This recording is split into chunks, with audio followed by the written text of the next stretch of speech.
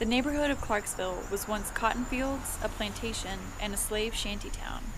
It's now a trendy hipster neighborhood that prides itself on its small town feel and its thriving local businesses. The people who brought these businesses to the area have a lot to say about how the neighborhood could continue to evolve. Teresa Kennedy said her dress shop was the first attractive and successful small business the neighborhood had, and other entrepreneurs followed suit when she moved to Westland in Clarksville. It was seedy, and there was a lot of empty spaces that had not been rented for a long time. So I told the landlady at my own expense I would clean up and repaint the block and put an awning up, whatever, to make it, viable for my dress shop.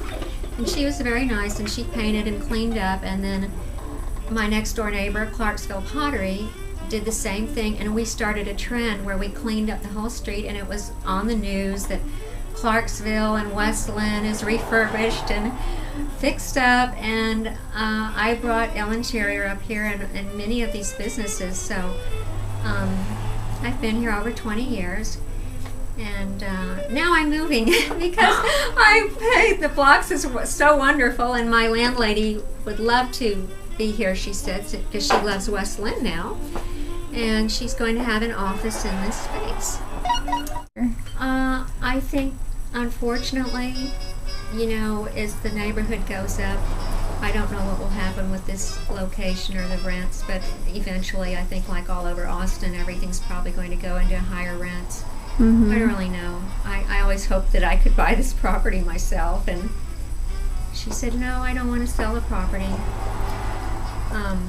And I've always been very friendly with my landlady, so I don't want to say anything negative about her. But,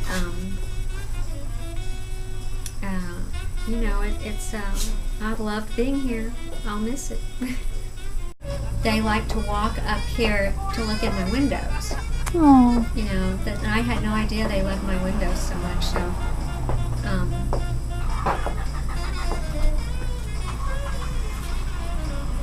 I hope that I had as much traffic when I moved. Bob Bond has run his small electronics store in Clarksville since 1954, and he's optimistic about the future of the neighborhood. What do you think could happen to Clarksville in the future? Oh, it's just getting bigger and better. Yeah. We've just, new people are moving in the area, and like that coffee shop is only about a year or 2 years old, and it's now one of the biggest and best ones around. Charlotte Regan has operated Anthony's Dry Cleaners for nearly 40 years, and she thinks Clarksville can keep its quirkiness if groups of locals stand their ground. And what's your favorite thing about living here, about this neighborhood? That it's kept its quaintness, and everybody knows everybody, and friendly and safe. Yeah. And what do you think, is that in danger of changing at all in the future? I think not. We have such a tight and controlled neighborhood association. Mm-hmm.